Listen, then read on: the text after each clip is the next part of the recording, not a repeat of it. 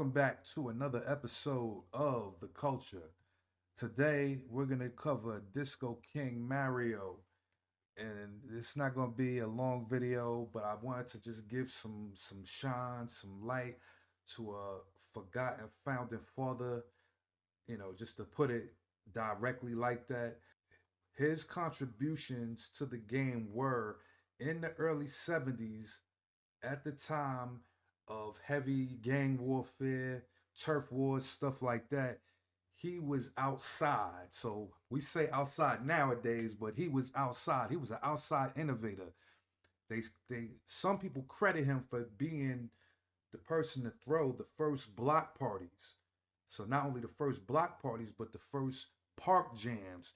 What allowed that was he was a member of the Black Spades, a Bronx organization. Some may call it a gang, others call it an organization that amassed power in the late 60s. They were founded in 1968, but by the time that Mario was kind of out there putting his thing down, on the turntables, they have a considerable amount of power in the Bronx. And this allowed him to be able to go to different hoods or different projects and start partying and start playing jams. So, in the midst of doing all of this, he leveled up his reputation to where he started to get paid and start charging for people to come to his parties.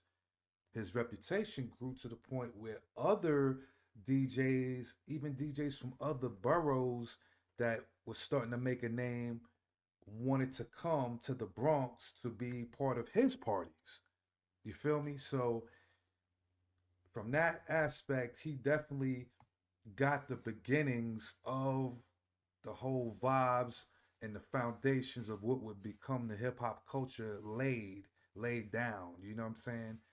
Some of the peers of his that were younger at the time that seen what he was doing that was inspired by him, well, a few individuals such as a Busy B.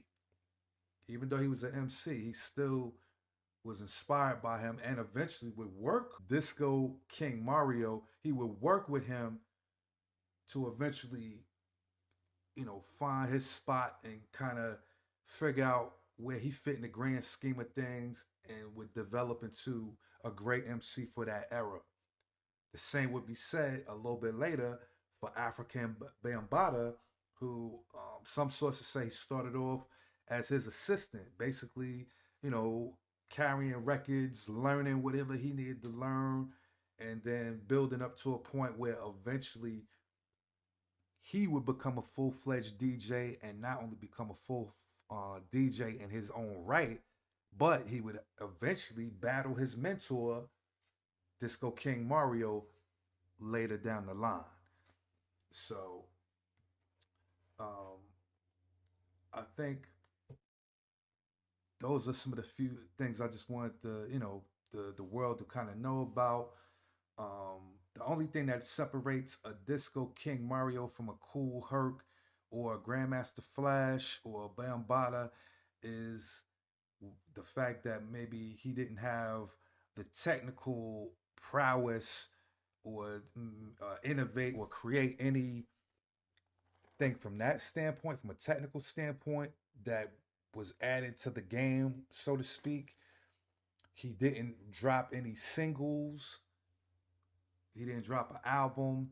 He never got to play at any of the popular clubs at the time, but he definitely was a street legend. As I mentioned, he was outside.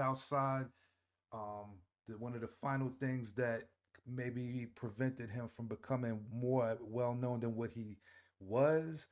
He battled, drug addiction throughout his life.